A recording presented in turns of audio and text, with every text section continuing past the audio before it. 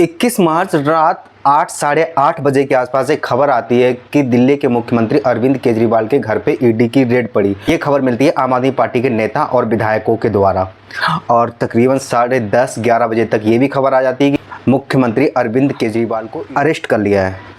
आज 20 जून रात 8 और साढ़े 8 बजे के बीच में एक और खबर आती है। दिल्ली की राउस एवेन्यू कोर्ट ने अरविंद केजरीवाल को जमानत दे दी है और ये जमानत पाने के लिए अरविंद केजरीवाल को 3 से 4 महीने के आसपास का टाइम लग गया। हालांकि चुनाव के बीच में सुप्रीम कोर्ट के जरिए वो 21 दिन की जमानत पे बाहर आए थे चुनाव प्रचार करने के लिए और उनकी पार्टी की तरफ से ये दलीलें दी गई थी कि लोकसभा का बड़ा चुनाव है और मुख्यमंत्री को प्रचार करने के लिए इजाज़त उन्हें 21 दिन की जमानत दे दी।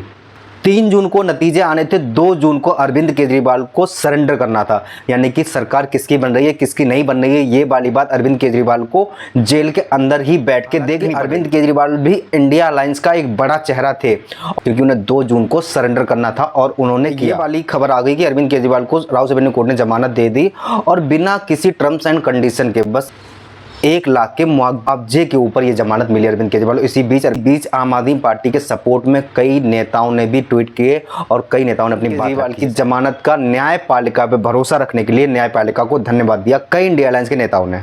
इसी बीच दिल्ली के मंत्री भारद्वाज ने भी एक वीडियो जारी करके कहा और उस वीडियो में उन्होंने बताया कि किसकी हार हुई किसकी जीत हुई, ईडी के पास कुछ मिला या नहीं मिला। हालांकि ये वाली बात बिल्कुल क्लियर है कि जमानत ईडी द्वारा अगर अरेस्ट किया जाता है तो जमानत तभी मिलती है जब ईडी उस जमानत का विरोध ना करे। ईडी कहे कि हमें इनके पास कोई सबूत नहीं मिले या इनकी कार्रवाई चल रही है और इन्वेस्टिगेशन कर रही है, हमें इनकी जमानत पर कोई विरोध नहीं करना है और इन्हें जमानत दे दी जाए। जबकि इस केस में ऐसा बिल्कुल नहीं हुआ। ईडी ने खुल के विरोध किया, ईडी ने पूरा जोर लगाया कि जमानत ना मिल पाए, लेकिन कोर्ट के पास जो सबूत थे, कोर्ट ने जिन आधारों पे जमानत दी उसमें ईडी का केस थोड़ा कमजोर पड़ता हुआ दिख रहा था।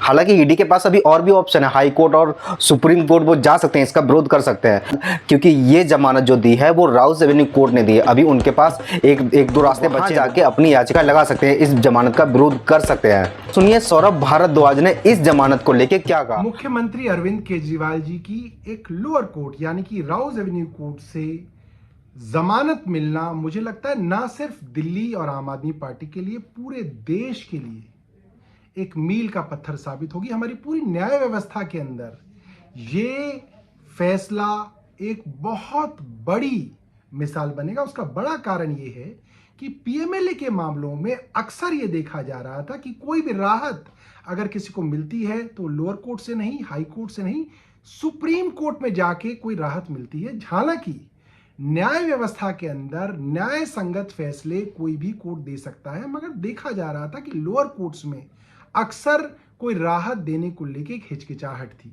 ऐसे में जज न्याय बिंदु जी द्वारा इस तरीके की बड़े फैसले में राहत देना, मुझे ऐसा लगता है सभी जगह लोअर जुडिशरी के अंदर एक रोशनी का काम करेगी। दूसरी बात, जब इस मामले में बहस करी जा रही थी और केंद्र सरकार के एसजी राजू साहब ने यह कहा कि जब हमारे पास किसी मामले में सबूत नहीं होते तो हमें सरकारी गवाह यानी कि अप्रूवर बनाने पड़ते हैं और अप्रूवर से अगर गवाही दिलवानी है तो हमें उसको इंड्यूसमेंट यानी कि लालच देना पड़ता है।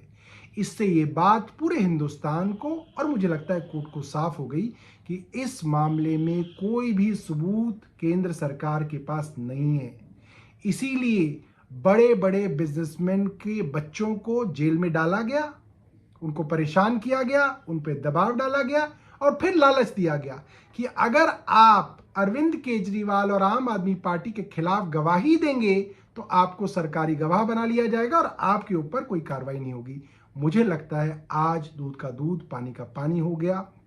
मैं अपनी तरफ से सब लोगों को, हिंदुस्तान के सब लोगों को, आम आदमी पार्टी के सब लोगों को बधाई देता हूं।